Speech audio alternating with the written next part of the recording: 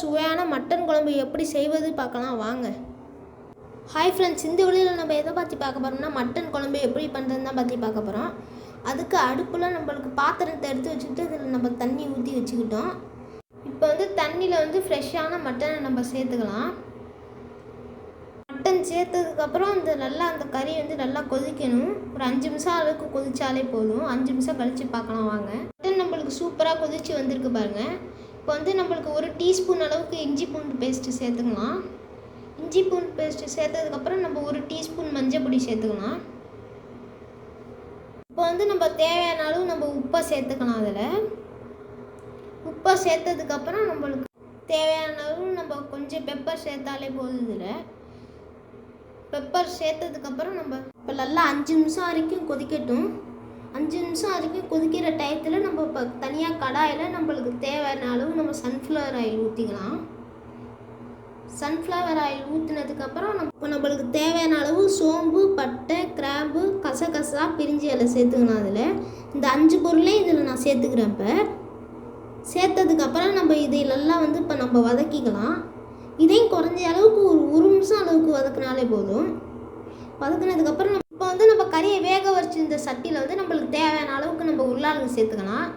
இந்த உருளைக்கிழங்கு ஒரு 10 நிமிஷம் வரைக்கும் வேகட்டும். இப்போ நம்ம முன்னாடி பட்டை, கிராம்பு இதெல்லாம் சேர்த்தோம்னு ஒரு சட்டியில் அதில் நம்மளுக்கு தேவையான அளவு நம்ம வெங்காயத்தை சேர்த்துக்கலாம். வெங்காயத்தை சேர்த்ததுக்கப்புறம் இது குறைஞ்ச அளவுக்கு 1 நிமிஷம் அளவுக்கு நல்லா வதக்கினாலே போதும். இப்போ நம்மளுக்கு தேவையான அளவு நம்ம கருவேப்பிலை சேர்த்துக்கலாம். கருவேப்பிலை சேர்த்ததுக்கப்புறம் நம்மளுக்கு தேவையான அளவு நம்ம மிளகா சேர்த்துக்கலாம். ஒரு 4-5 மிளகா சேர்த்துக்கிட்டாலே போதும். இப்போ இதையும் நம்ம நல்லா 1 நிமிஷம் அளவுக்கு வதக்கினாலே போதும். இப்போ நம்மளுக்கு 1 தக்காளி சேர்த்துக்கலாம்.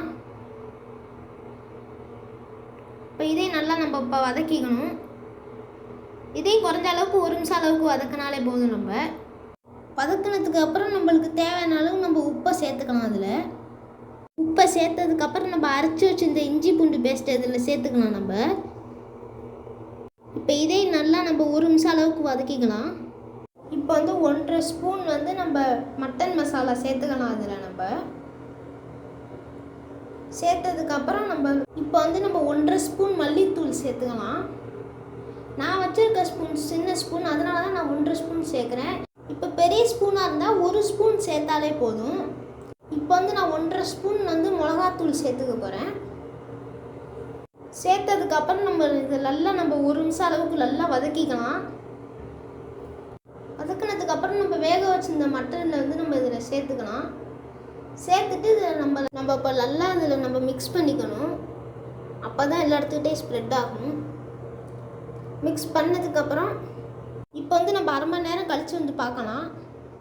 இப்போ பார்த்தீங்கன்னா நம்மளுக்கு சுட சுட சுவையான மட்டன் குழம்பு ரெடி ஆயிடுச்சு. இந்த வீடியோ பிடிச்சிருச்சுன்னா லைக் பண்ணுங்கள், ஷேர் பண்ணுங்கள், கமெண்ட் பண்ணுங்கள், மறக்காமல் சப்ஸ்கிரைப் பண்ணுங்கள் மக்களே. அப்போ தான் நம்ம போடுற ஒரு நோட்டிஃபிகேஷனும் உங்களுக்கு வரும். பாய் பாய்.